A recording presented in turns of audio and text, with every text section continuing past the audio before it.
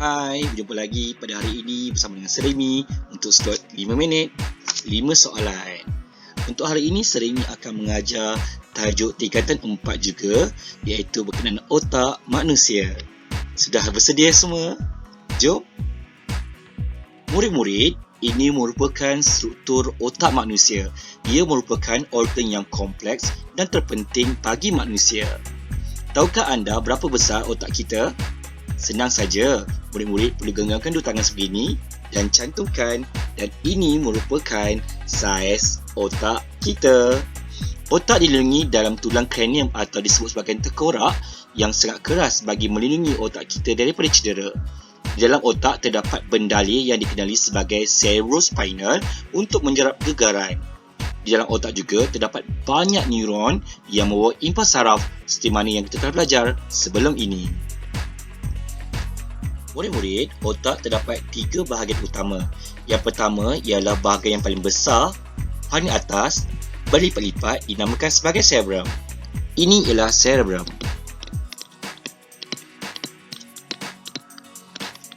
Manakala di bahagian bawah cerebrum terletak di bahagian belakang otak dikenali sebagai cerebellum. Ini ialah cerebellum. Dan yang ketiga ialah bahagian medulla oblongata, merupakan turus tegak yang bercantum dengan saraf tunjang dan terletak di bahagian bawah cerebrum, dinamakan sebagai medulla oblongata. Medulla oblongata. Murid-murid, sekarang ni kita akan belajar lebih terperinci tentang 3 bahagian utama otak. Mula-mula sekali ialah cerebrum. Cerebrum terdiri daripada 2 bahagian, iaitu hemisfera kiri dan juga hemisfera kanan.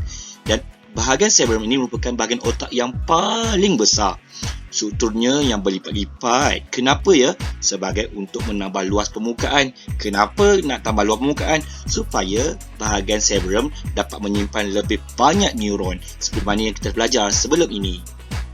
Cerebrum berfungsi untuk mengawal tindakan terkawal, pemikiran dan juga ingatan. Seterusnya ialah cerebellum. Cerebellum terletak di bahagian di bawah dan di belakang cerebrum. Kalau di sini ialah cerebrum, cerebellum terletak di bahagian belakang otak kita di sini.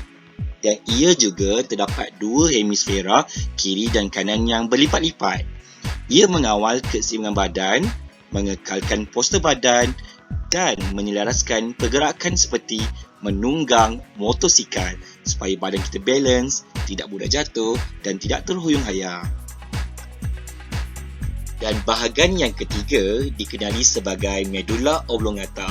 Jika anda dapat perhatikan pada skrin anda, pada gambar rajah yang tertera, di bahagian berwarna hijau itu merupakan bahagian medulla oblongata. Medulla oblongata terletak di bawah cerebrum dan bercantum dengan saraf tunjang. Ia berfungsi untuk mengawal tindakan luar kawal seperti denyutan jantung dan juga peristalsis. Seterusnya, kita akan belajar berkenaan tindakan terkawal. Apa itu tindakan terkawal?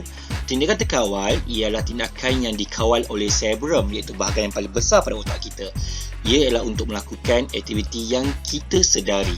Maksudnya kita sedar, kita tahu apa yang tindakan kita, itu adalah tindakan terkawal. Dan aktiviti ini boleh dikawal sama ada kita nak lakukan ataupun tak nak lakukan, nak buat dengan cepat ataupun dengan berlambat. So, kita yang tentukan, kita yang kawal. Dan ia dikawal oleh kita punya cerebrum. Contohnya ialah aktiviti-aktiviti yang melibatkan organ deria, reseptor dan juga efektor.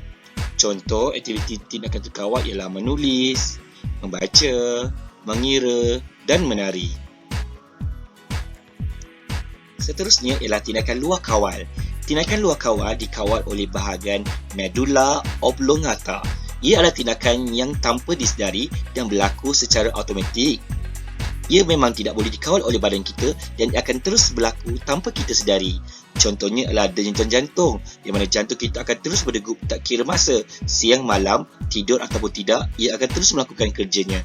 Selain itu adalah peristalsis. Apa itu peristalsis? Ialah proses pengecutan dan pengenduran otot di sepanjang salur pencernaan makanan kita. Dan juga contoh ketiga adalah rembesan peluh yang dikeluarkan secara automatik apabila anda berasa panas. Itu saja pembelajaran 5 minit bersama Sir Remy. Jangan lupa jawab soalan dengan scan QR code dan juga gunakan link yang diberikan. Bye!